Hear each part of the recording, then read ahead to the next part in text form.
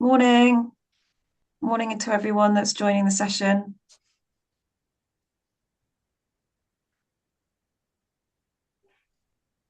I think probably we're still waiting for a few more to join. So we'll just give it a few seconds longer before we kick off.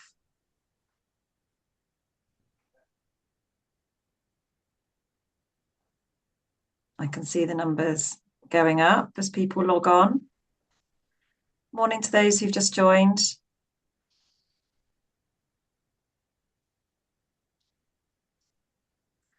Okay, I think we'll make a start.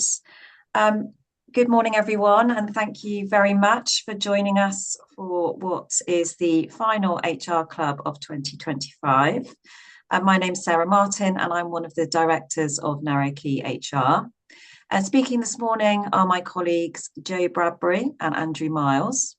This is a back to basics session on absence management. And over the next hour, Joe and Andrew will explore some of the grey areas that can trip us up from time to time. They will be using Slido for the session today to make it interactive. And so if you haven't already, please could you go into your camera and use the QR code to log in to Slido. If you have any technical issues today, if you could check your Zoom settings in the Zoom banner, or alternatively, you'll be able to try disconnecting and reconnecting to the session.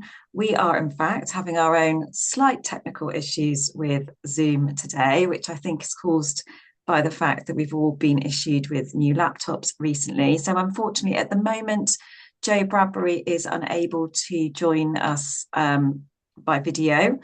You'll be able to hear Joe perfectly fine, but unfortunately, it doesn't look like we're going to be able to share and use Joe's camera today.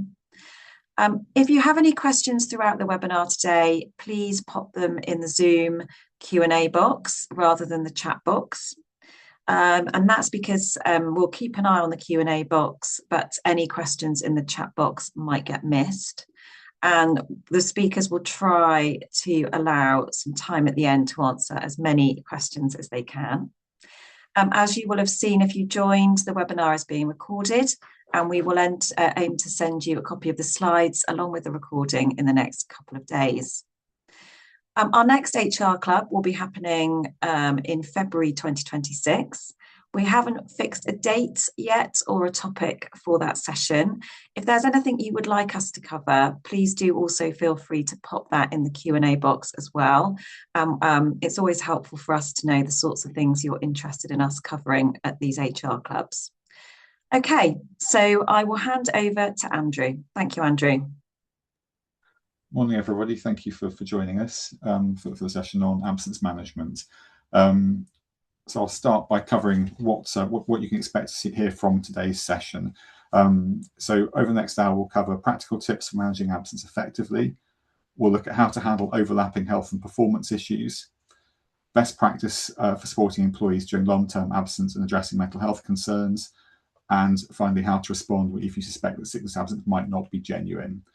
So we want to really focus on the practical guidance on how to manage absences appropriately during this session. And as Sarah said, please do pop any questions in the Q&A. We'll try and answer those if we can as we're going along, but definitely at the end of the session. So just before we start and going to Slido to begin with, can we? Gosh, hang on, I'm not sure how we got to that. I'm just going to clear the slider. Sorry, I'm not sure that was that. Just 1 second. Either everyone's been very quick off the button on that, or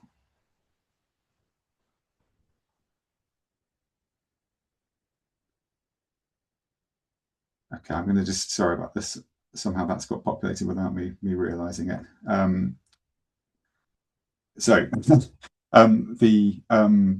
This was meant to be going up on Slido. I'm not sure what's happened with this at all, unless everyone's actually got into it and gone ahead of things, which you probably have done. So yeah, folks, just a question that's really helpful actually. So questions in terms of, and Joe, maybe if you want to chip in here as well to acknowledge what we've got coming through. So absence, performance versus health, Awkward, that's definitely a word we'll come to later on. Individuals and teams not logging sickness, that's a really clear issue. Disability absence, we'll talk about that definitely. What else have we got? Line management, grip, frequent intermittent periods, we'll be covering that. So yes, thank you. Sorry, I apologize. I didn't realize everyone had got to the slide ahead of me showing it, but that's fantastic. Thank you. Covering absence. Okay. So let me just move on from that. Thank you for that. If people haven't already engaged, thank you. So just moving on to look at some reasons really for why we're covering this topic. So the CIPD Health and Wellbeing Report from 2025 reports a number of really key statistics on that. So a really sharp increase in sickness absence, not only from over the last year, so from 9.4 days per employee per year over the last year, compared to 7.8 days in 2023 and 5.8 in 2022. So it's a massive jump over the last few years, particularly. Not surprisingly, mental health is the top cause of long-term absence. Minor illness is the reasons for short-term absence, but also mental health being the second major cause of short-term absence, and stress particularly involved in that.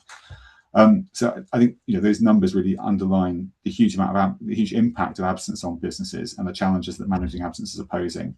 But the report also talks about how organisations are responding to those challenges.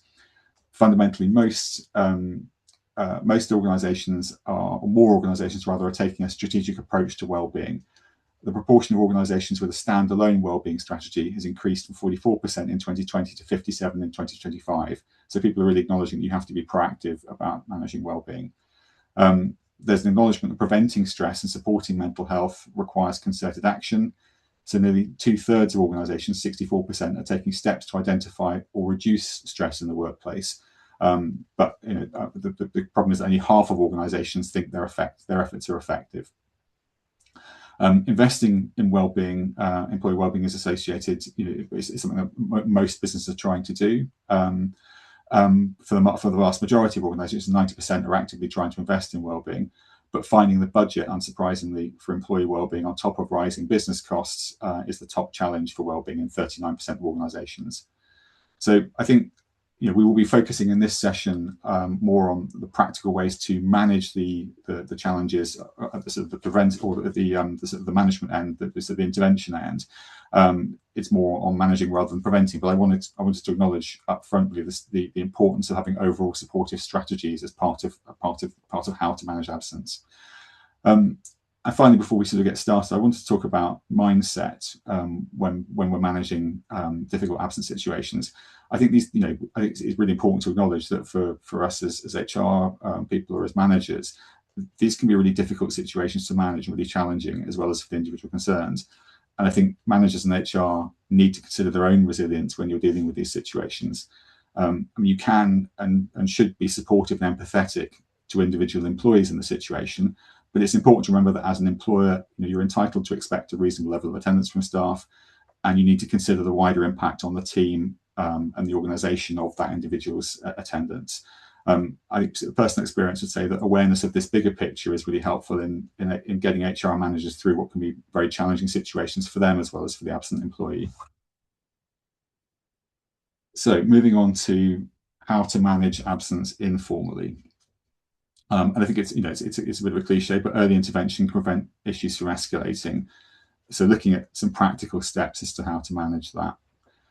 To start with early supportive conversations. If an employee is frequently late or taking short absences, then it's important that there are one-to-one conversations happening to understand the reasons behind that. And I think that beginning point of understanding the reason behind is the best place to start. The word awkward came up from the slide early on. And absolutely, I think this can feel really uncomfortable for everybody involved. But I think it's really important to remember that not having those conversations isn't fair to anyone. Employees deserve to be supported. If there are issues that are impacting their attendance, then it's much better for them that these are addressed early and that they're supported where possible, rather than issues being allowed to build up to a point where formal processes are needed. And I think it's also important that employees are aware of what's expected from them, aware that those boundaries and expectations are set early. It's really important that absence is monitored. That picks up, I think, on the point about how things are recorded. It's important to have proper systems in place for recording absence, And it's important that, you know, as line managers in HR, that those are attended to, and that those are things that you actually keep an eye on, particularly for frequent short-term absences. We'll come back to that later, and that you're keeping accurate records. And I think it's worth thinking up front, you know, as proactively, what do you consider to be an unusual or concerning level or pattern of absence? And I think whether that's set out formally in a policy or just something you're aware of, so you've got in your own minds what would sort of start triggering concerns. And then if informal actions fail or the absence becomes prolonged, then you need to move into a formal process, and we'll talk about the formal process shortly.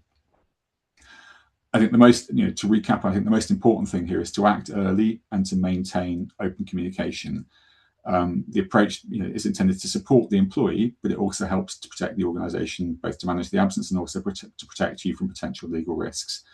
The ideal situation is that you've got line managers who are confident in having open, honest conversations with employees that are both supportive, but also set out clear expectations, with the aim that your employees are more confident to ask support when they need it, but they're also mindful that that their absence is something that people are aware of.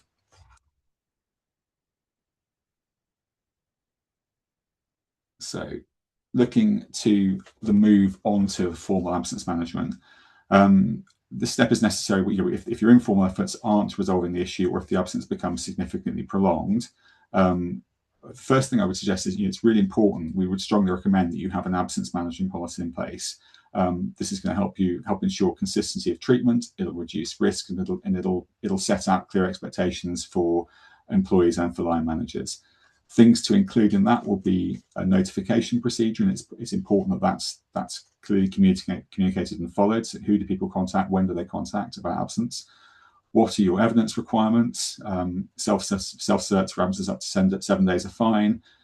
Fit notes for longer absences, and any additional documentation you might need for specific types of absences. You would want to set up. You would need to set up the return to work procedures, and absolutely support mechanisms should be in your policy. So just as a key question that's come up now, you want to have things like access to occupational health services. You want to have a good employee assistance program in place if you can do, and make sure people are aware of that and that's well used. Your policy will want to set out any defined triggers for formal action. Is that to do with the frequency of short-term absences, or at what point a long-term absence tips over into a point where it needs to be formally addressed? And then you'll want to set out what the formal procedures are, in terms of what steps are to be taken if there is a formal process that you want to go through. So a series of going from informal discussions to formal meetings and formal warnings. And it needs to be clear that there is a potential, unfortunately, at the end of if the absence is just not manageable at the end of the day, there is a potential dismissal for persistent breaches or for significantly long-term absence. And you want to set out statutory and company entitlements. So then moving on to a formal meeting at the appropriate time, whether that's when a policy trigger is hit, or if you don't have those triggers in your policy at a reasonable point, you'll want to agree a formal meeting with the employee. It's important to make sure they've got the opportunity to bring a companion, such as a colleague or a union representative, and that they're aware in advance of what the meeting is for. It's really important to review medical evidence. This could include a fit note or a report from occupational health. And I think if you're moving into a formal process, I would really strongly consider whether an OH referral is appropriate. I think if you're moving into formal management, it's almost certainly likely you will want to do that. Disability was mentioned just earlier. I think I'll come to this point. This question has come up. I think you will need to consider if disability is a potential factor. That doesn't mean you can't manage the absence, and absolutely it doesn't. And often in long-term absence situations, disability is very frequently a factor. You will need to consider reasonable adjustments, and we can probably discuss this more in a Q&A later. But you are entitled to manage that absence, and I think as long as you've got a clear and fair policy that's listening to where you're listening to medical evidence, you're giving the opportunity to the employee to contribute, to engage with meetings, and you're setting out clear and reasonable expectations, then you are entitled to manage absence, even if that is a disability-related condition. I think so. Looking at what happens from that meeting, you'll agree a plan for improvement. You'll set out clear expectations and timelines. You'll set review periods, and it's important to be clear about the consequences of failing to meet the agreed plan, to set out that there can be, as I said, a series of formal warnings, and ultimately, in the worst case, dismissal on grounds of capability. I would strongly recommend, I think we would recommend that you consider taking legal advice if you're at any point approaching a potential dismissal situation, particularly if there is a potential disability consideration. It's always worth, in those meetings, you need to be considering alternatives. So can you look at redeployment to a different role? And OH can help you consider that. Would a reduction in hours help keep someone in work while managing their condition? If you, depending on what pension schemes are in place, you can potentially look at ill health retirement, early retirement. So there's lots. I think it's really important to consider other options as well as kind of sanctions or dismissal. And it's absolutely important to document every step of the process to ensure transparency and to reduce your legal risks. Thank you for that. I'm going to hand you over to Jo now for a case study. Thanks, Andrew. And apologies again that my camera's still not working. Hopefully it will kick in at some point. It says it's going to, but we'll see. So this slide, what happens when you've got competing areas of employment law? So we're going to look at a case study about Jane. She's a valued member of the team, but recently her performance has declined. She's missed deadlines, struggled with concentration, and seems withdrawn. Apart from supportive conversation, Jane's disclosed that she is experiencing chronic migraines and anxiety, and that these are starting to affect her ability to work. So this is a scenario that highlights the overlap between health and performance issues. So in a moment, I'll ask you how you would approach this situation. I'll just give you a minute or two just to read that slide and make sure you've digested the scenario.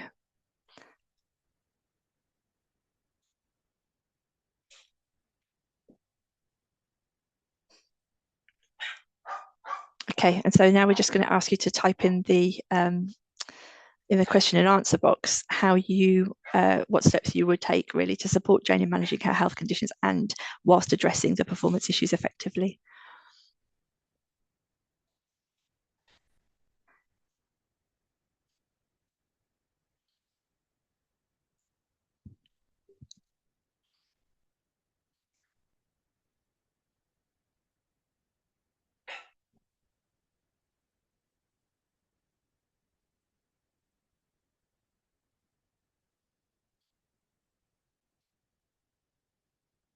So yeah, this is looking good. We've got some suggestions coming through. Absolutely, you want to be using your policies and you want to be looking at the occupational health to support that, so you've got a clear idea and signposting other support around that duty, that they have some responsibility for themselves as well. We know that Jane's a valued team member and she has consistently delivered high quality work and been meeting deadlines previously. In terms of practical steps to support, some of the things that I would expect initially, sort of initial steps would be supportive conversations. So have private meetings with Jane to discuss her situation further, to understand her needs. This would be done empathetically and with reassurance that her contributions are valued and that there is a commitment to supporting her. You try to clarify her disclosure about the chronic migraines and also the anxiety symptoms. So you'd ensure confidentiality, but try and identify triggers. So for migraines, is it that her room is too many windows, or there's no sort of blinds on the windows? Can you change the desk around? What are the barriers to her working effectively? You would also check to see what steps she's taken to look after herself. Has she got any new medication? Are there any adjustment phases that she might be going through where this will hopefully settle down? Are there any side effects that you need to be aware of?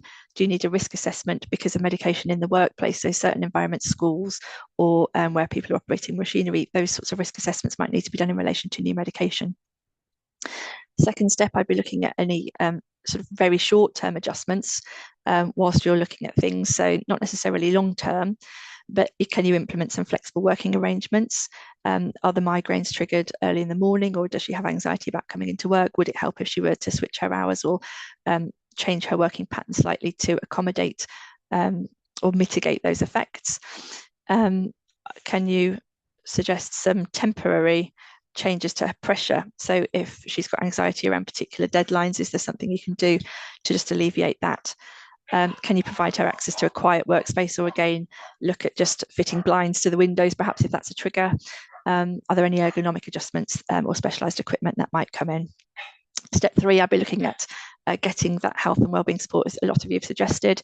It'll be looking at occupational health services or professional assessments to tailor recommendations so that you've got the benefit of that medical advice before you're making decisions, so that the support that you're putting is the right support and not just sort of guesswork.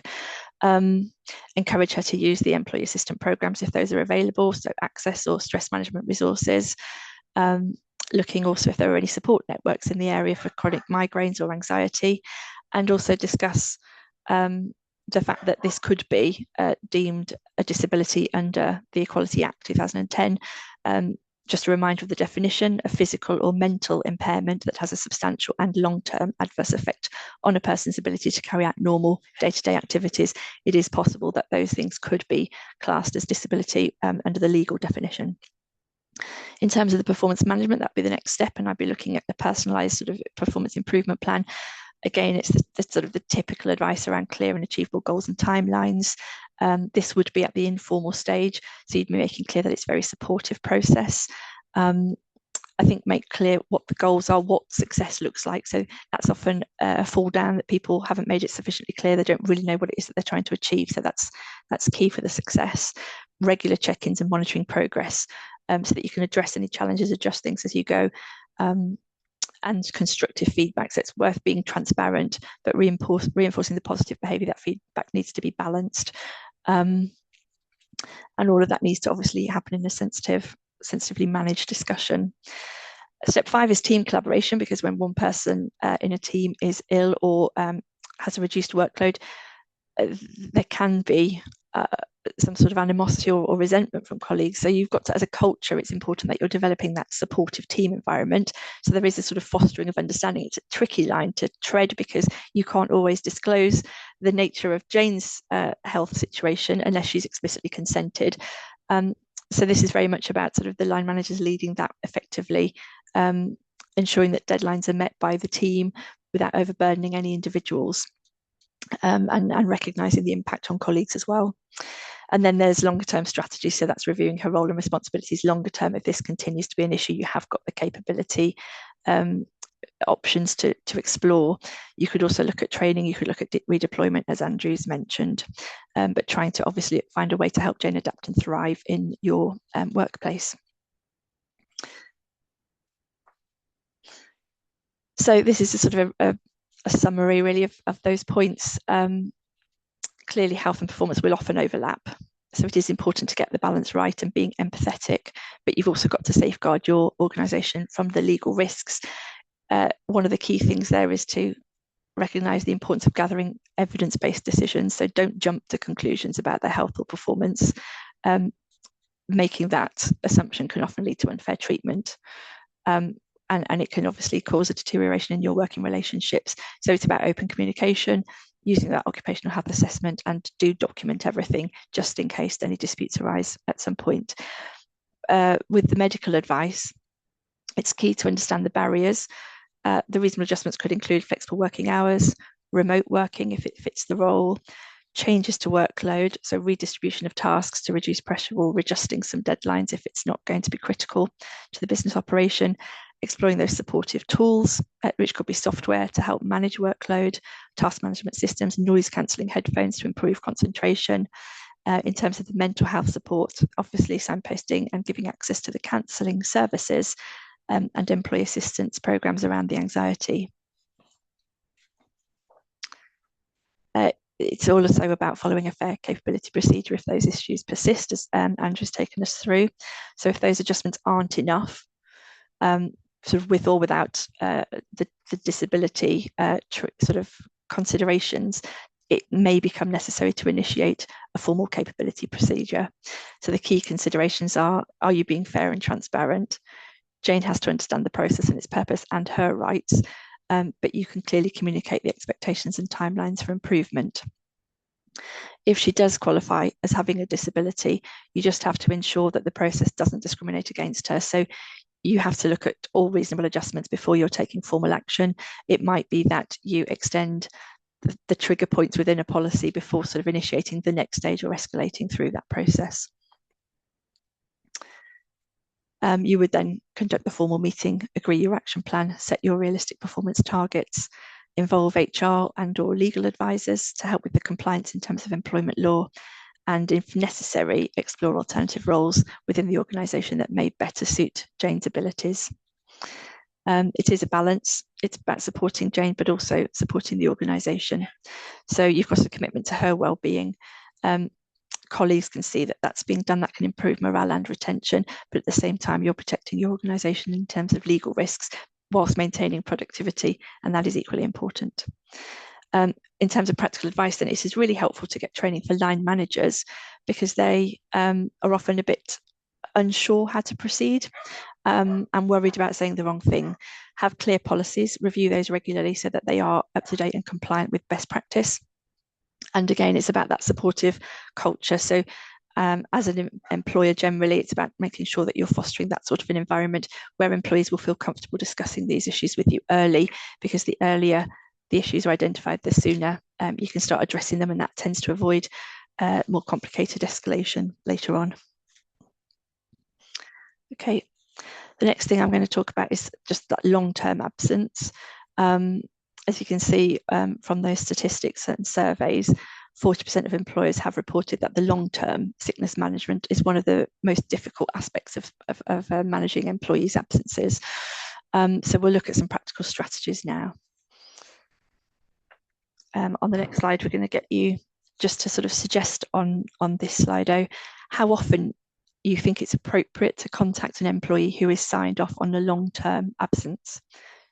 Do you think that should what sort of frequency do you think is appropriate? So we've got weekly. Yep, absolutely. Depends on the type of the absence. Monthly.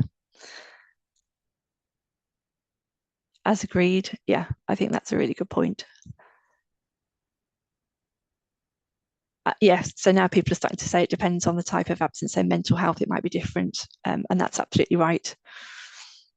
I think when you're managing long-term absences, it is important to strike the right balance between maintaining communication and respecting the employee's privacy.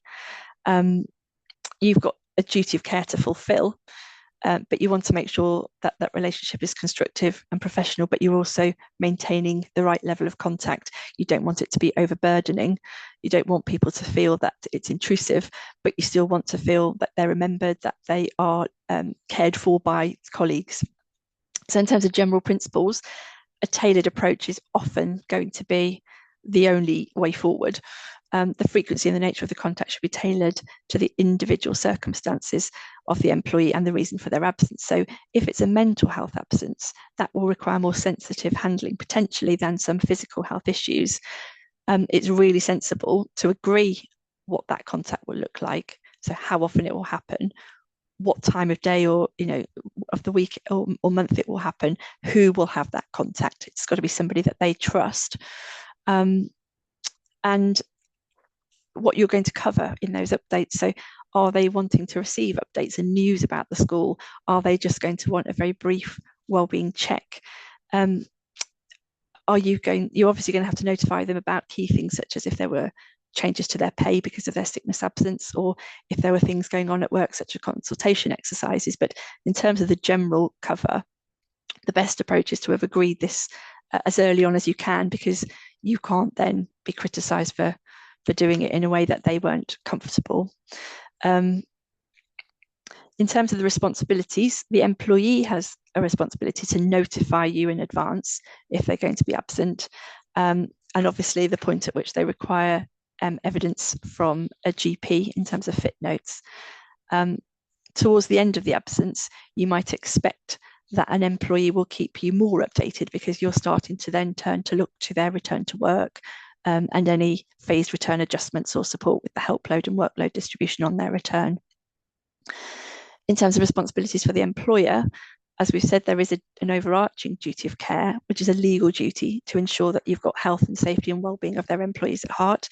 So that is going to include the duty to maintain appropriate contact for long-term absences, and then to offer support to facilitate their return in due course. Reasonable contact is therefore going to depend on the circumstances. It's useful, I think, to agree whether they would prefer a phone call, an email, a letter. Are they going to have access to their work emails? Do you want to be contacting them on their work email, which might encourage them to then see other work matters, which might be not conducive, I think, to their recovery.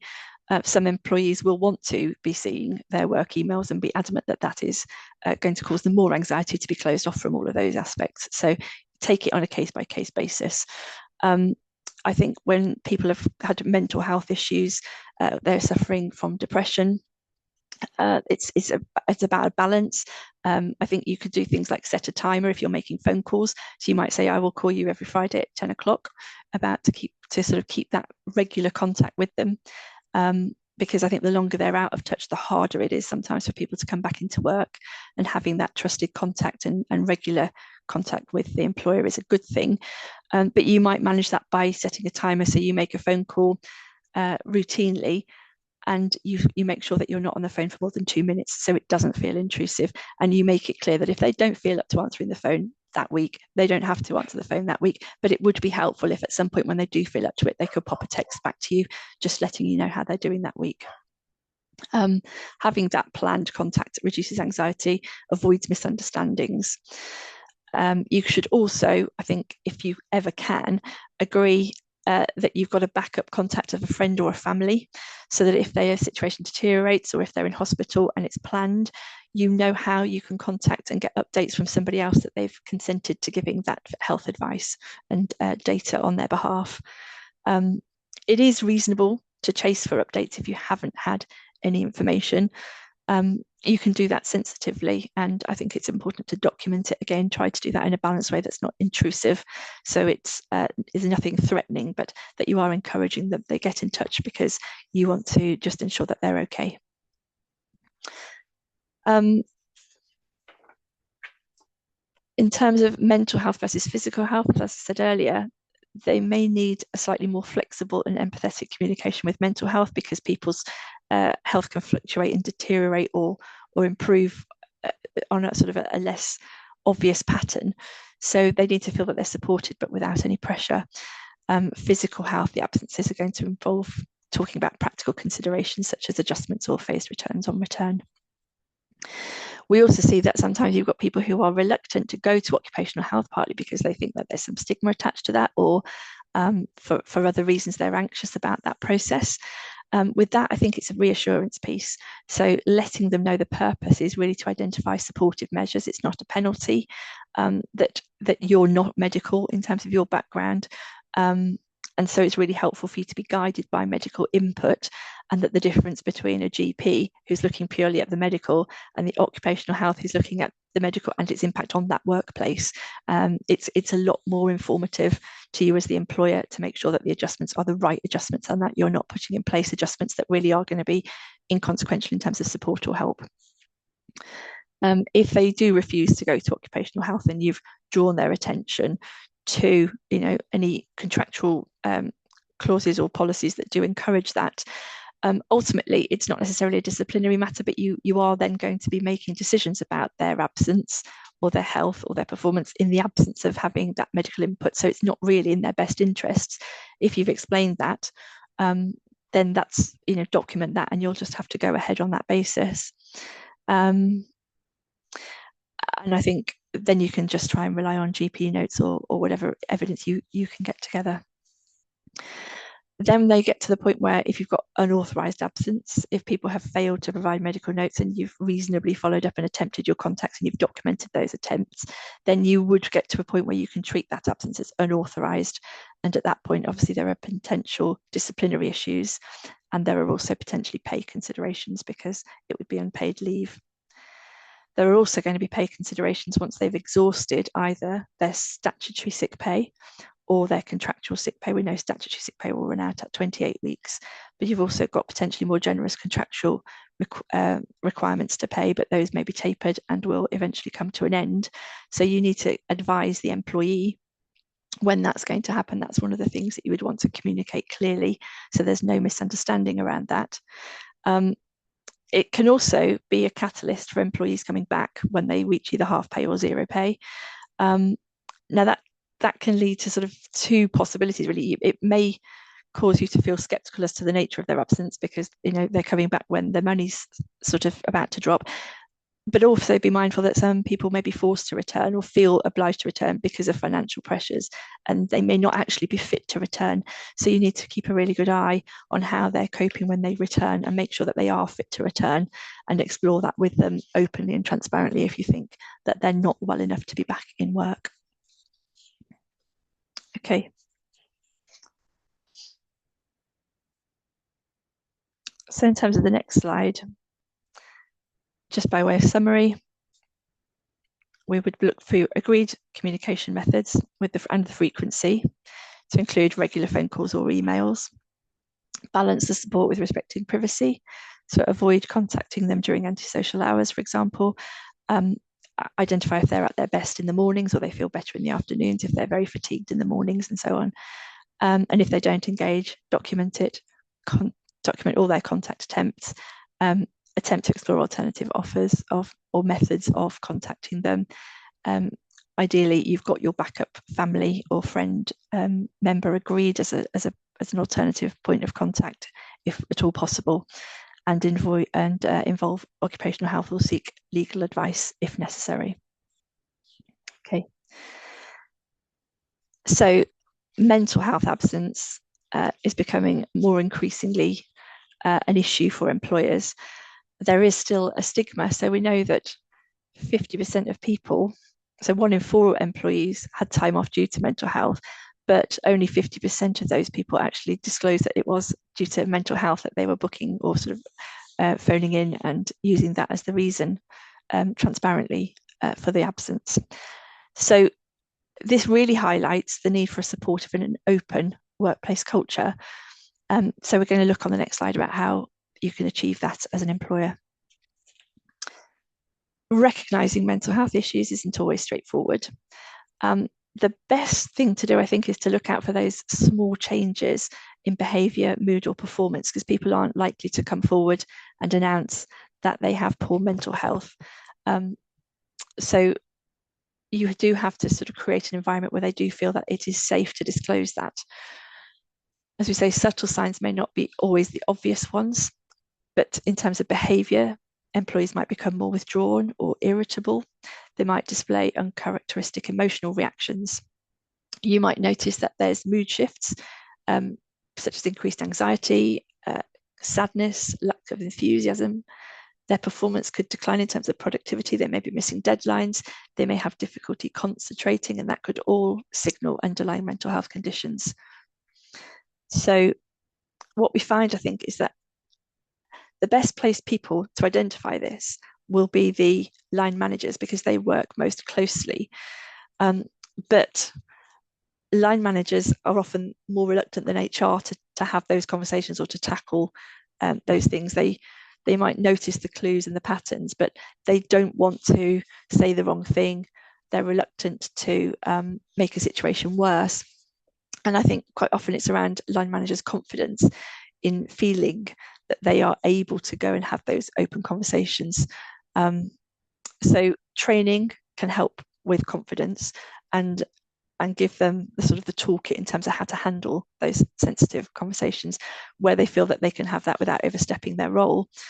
We're seeing increasingly as well that employers are introducing mental health first aiders on the staff, and this is a really good practice to encourage. What's important to go with that is that it doesn't just become tokenism. So, oh, we've got full mental health first aiders on our staff, but actually, if they're not given the time to support staff or given the resources to support colleagues, it's effectively it's tokenism, but it's not really going to have the impact. So, look at that as a whole piece and make sure that you're encouraging that to be an embedded benefit, not simply a token. You can teach managers around having open-ended conversations, asking non-judgmental questions. So I've noticed you seem a little bit different lately, or how are you doing? Something that HR would be able to guide line managers on, but I think encourage line managers to come to HR early with any sort of concerns so that these things can be dealt with early before they escalate or before an employee goes off absent. Early intervention really does matter, and the practical the practical steps, I think, is, again, it's helpful to schedule regular check-ins with employees to monitor their well-being. Encourage that there is open conversation about mental health in regular one-to-ones. So you're building that into your culture so it becomes embedded.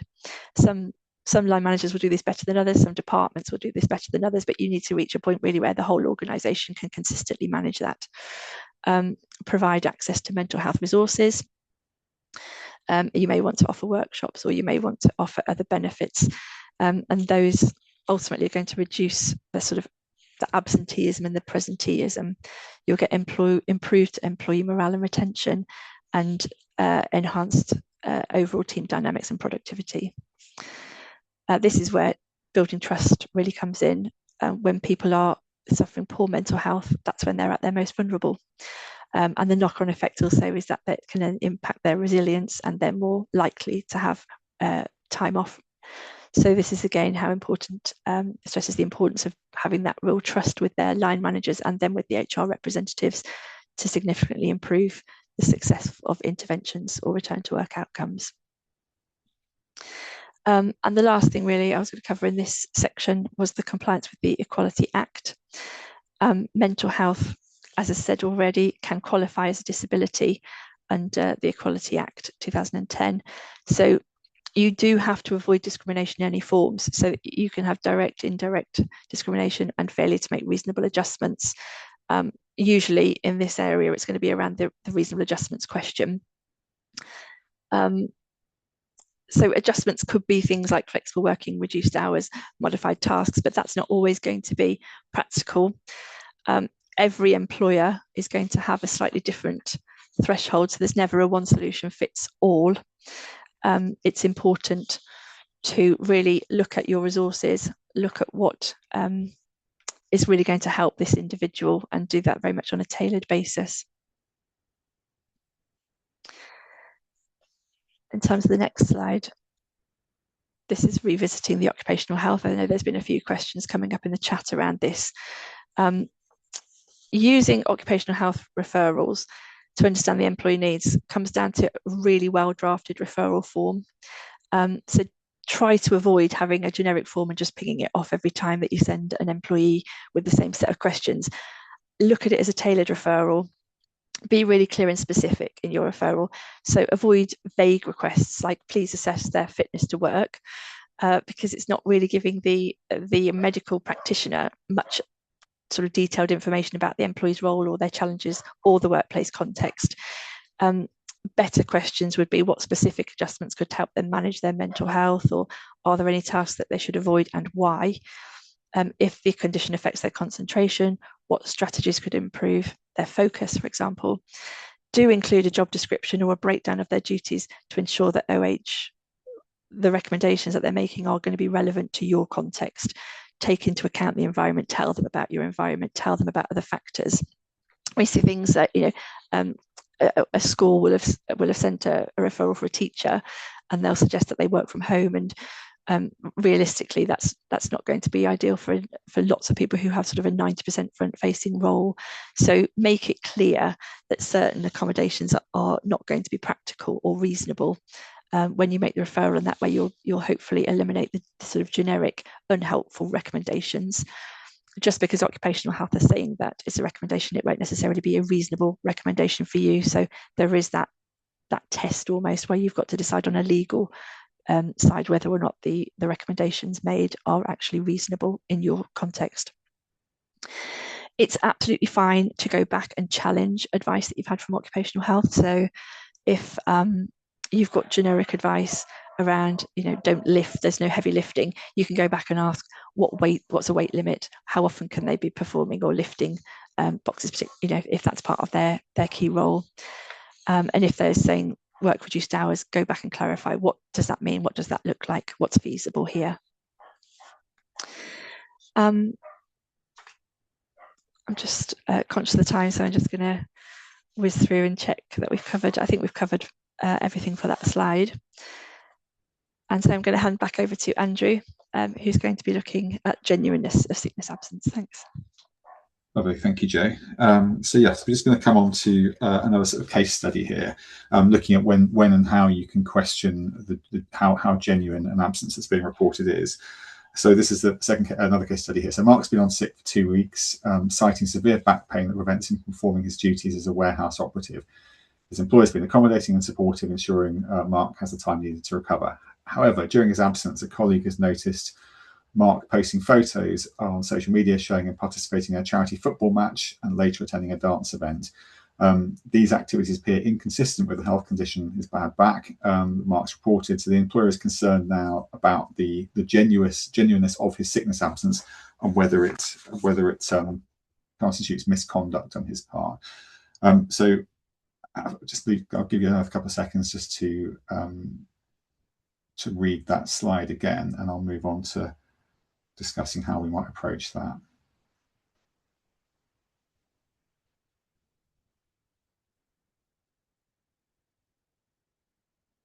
So let's talk about what steps you would take to approach this situation. What steps would you take to investigate the genuineness of Mark's sickness application while maintaining fairness and compliance with legal obligations? And I think just to sort of start off on the point of, I suppose, initial point is activity and absence is not necessarily mutually exclusive. Someone with a mental health condition, recuperation might well be them going, taking a break, being on holiday, effectively socialising, that sort of thing might be completely appropriate. They might not be fit for work, but they might be able to do other things. It's a question of degree, really. What activity are they participating in? For Mark, in this case, if you've been seen out walking with a dog, that might be fine with a bad back, but suggesting that the football match and the dance contest might not be ideal. So we've got some comments. Oops, coming through. Check what policies are. So I think, there's lots of times when it is appropriate to consider the genuineness of sick absence. So things like patterns of absence, frequent absence around weekends, lack of medical evidence, and in this case, social media activity to support the absence. Sorry, it appears inconsistent with the reported condition. I think the key things, everything that's coming up is important. To hold a meeting with Mark, investigate, meet with Mark. Absolutely, I think. You need to basically approach these. You have an expectation on the employee that they'll be honest about their absence reporting, but you need to approach these situations carefully to avoid unfair treatment. There are questions about what evidence you can consider. I think the question is what is reasonable. So, for example, it is totally reasonable if you get a fit note from a GP that your concern might not be genuine. It's okay to contact the GP to verify it if you have doubts about it. That's perfectly reasonable. It's okay to use a return to work interview, you might do in this case, to ask questions about the nature of illness and pose questions to the employee about what's actually happened. It's okay, I think, to use social media evidence that's publicly available or evidence reported by colleagues. It's really important, and I think that's the last point that's come up on the slide there, making sure it's not another colleague being malicious and fabricating a story. It's really important to give the employee the opportunity to respond to this and not just to take things, as in any investigation, not just to take things at first said. Making no judgments until you have the opportunity for the employee to respond.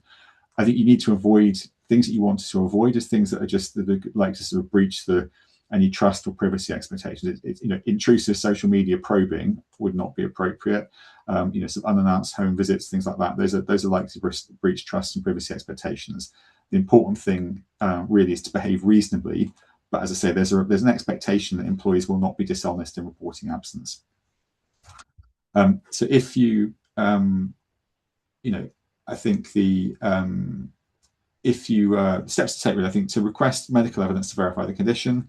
Consider any other available evidence. As you said, what is there social media evidence? Is there anything else that you've got that you can use as evidence in terms of trying to decide whether there's any sort of case to answer? But do allow the employee to respond and give them the opportunity to have their say. I think an example might be where you're aware that someone's got a condition, but you're not convinced that the level of sickness absence that they're reporting is consistent with that condition. That might, again, where an occupational health referral might be good to get an idea of, if we know they've got this condition, what's a reasonable level of attendance.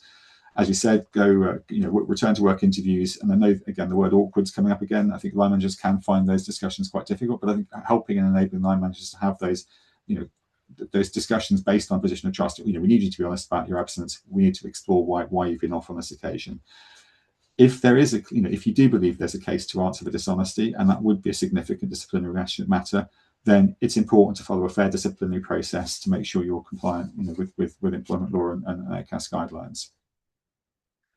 So I think we are nearly, we've got some time for questions, and I'll go through this in a second, just to sort of to wrap up some of the things that we've been talking about this morning.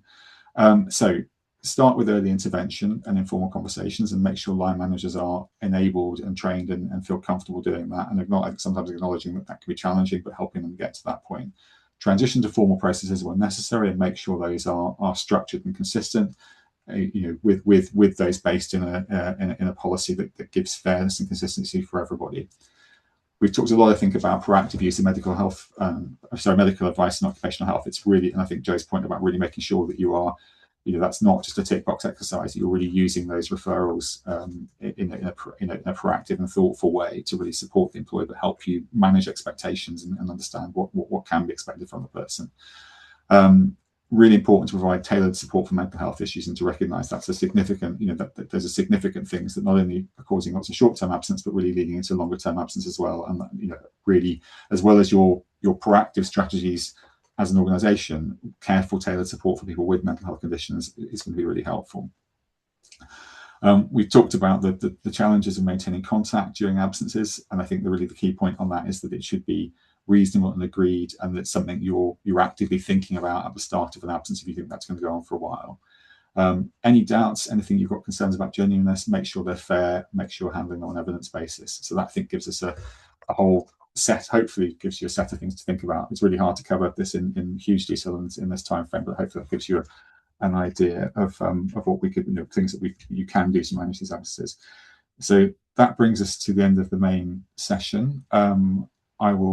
We have several questions actually in the Q&A. Would be good. So if there's any other questions to come through, but Joe, if you and I want to come back in, and we'll start looking at the. Yeah, it looks like the first couple of questions have both picked up on the Bradford factor, and this was when we were talking initially about the occupational health.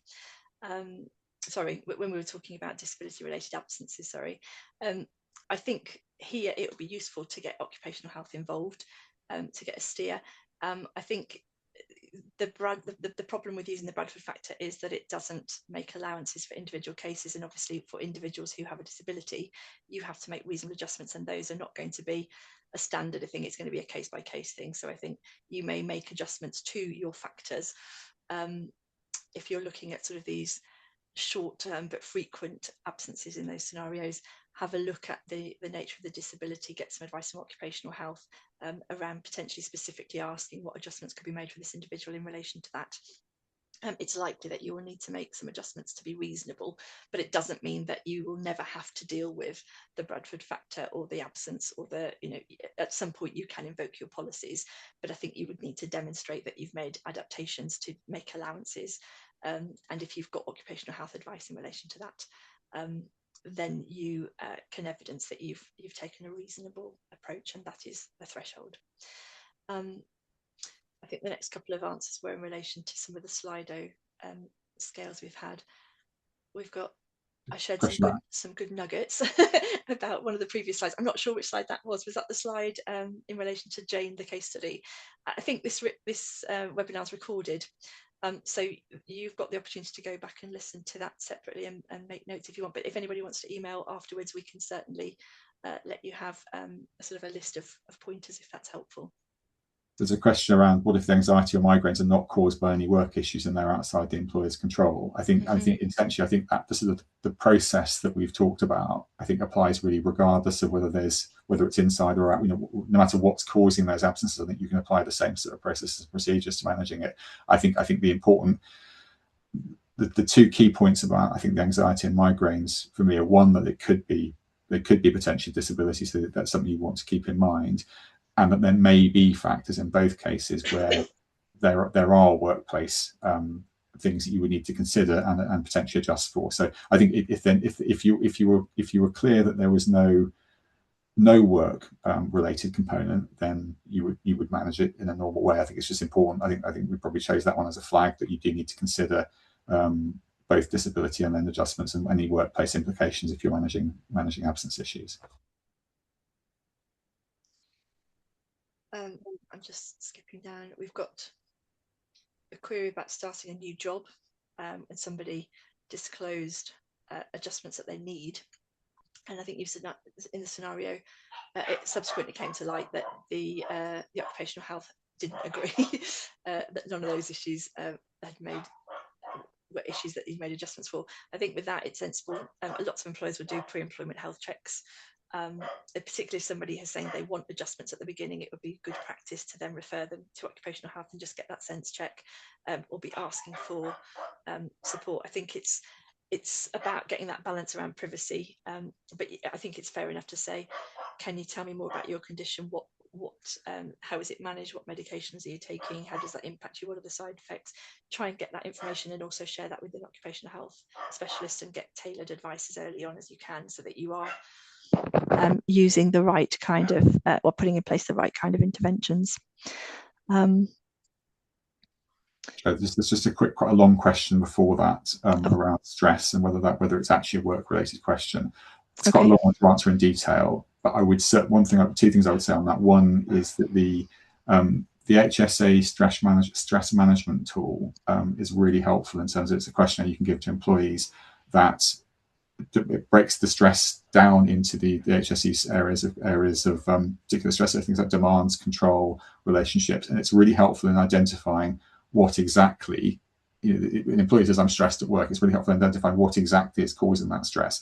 That, I think, in combination with a very careful OH referral, could well lead to a conclusion in this case that actually there's no, it is more about the employee than the role. But I think that's something you would want to use. That's just a suggestion as to go down that route with the HSE assessment. Mm-hmm. There's a couple of things that sort of overlap a little bit with ones we've done. There's one from Maxine about what if an employee is having one day sick at a time, but not always the same thing and not always on the same day. And always on the same day. I think lots of policies will have a long-term, but also short-term, persistent short-term absence triggers as well. So if you've got that issue, you quite often get people who will have a Monday off because they're very anxious about coming to work, or they'll have Fridays off because they I suppose are off partying, or they've got other plans, and you sort of pick up on these patterns, or you're skeptical about these patterns, and I think it's absolutely fine to challenge them, to say your absence levels are higher than we have across our organisation. They're higher than what we would expect. If your policy doesn't have a sort of specific trigger of X number of absences within a certain period, it may do, and you can say you're approaching that, or you have triggered that and we need to have a meeting. But if not, I think it's reasonable to say you are higher than most of the employees across this workforce, and B, we have picked up on a pattern here. It tends to be that you have one day off at a regular time. Is there an underlying issue? Tackle them head on. Just have a very transparent conversation. It doesn't have to be challenging, but it does have to be candid, I think. And you can be sometimes just drawing that line, showing that you've noticed, will be enough. And it will improve, but actually it also, by having a conversation, might identify some underlying issues that you would then be able to identify, whether it's in work or out of work, but that you can then start to support them, I suppose, identify what those barriers are. If they're workplace related, remove them, encourage them, signpost help, encourage them to start addressing that themselves. And if you need to, then you can use the policy around absence management for sort of persistent short-term absences and approach it just as you would with the long-term absences. I know we're coming up to 10 o'clock. I don't know whether is there any more that we... Go on. Surveillance. I would from both sort of cost effectiveness point of view and the general trust and confidence point of view, I'd be very wary of using that. I think there's a couple of cases where that has been used. If you're using covert surveillance, if we suspect a colleague's absence is not genuine, I think there are probably better ways of. I don't think you would need to. I think there are better ways of getting to the bottom of things than that. I think from a practical point of view, that might not be appropriate. But and I think there's a final question around whether a stomach-related condition might be related to ADHD medication. I think that would be a really good to get. I think it would be unwise to say, well, from a management non-medically informed point of view, that's not the case. I think you'd really want to get OH advice on that, or potentially advice from their GP on that, if with their consent. to revise that. That would be a good example, I think, of not trying to make a medical decision without medical knowledge. Agree. Okay, thank you both. That's full of nuggets that I hope people will be able to take away and make use of and add value to what they're doing. We will bring the session to a close, I think, because we are at 10:01. There's a feedback poll just popped up, so it would be really useful for us if you could spare the time just to answer that quickly. Otherwise, I wish you all a very good day, and we hope to see you at our next HR Club. Many thanks. Thank you all. Thank you.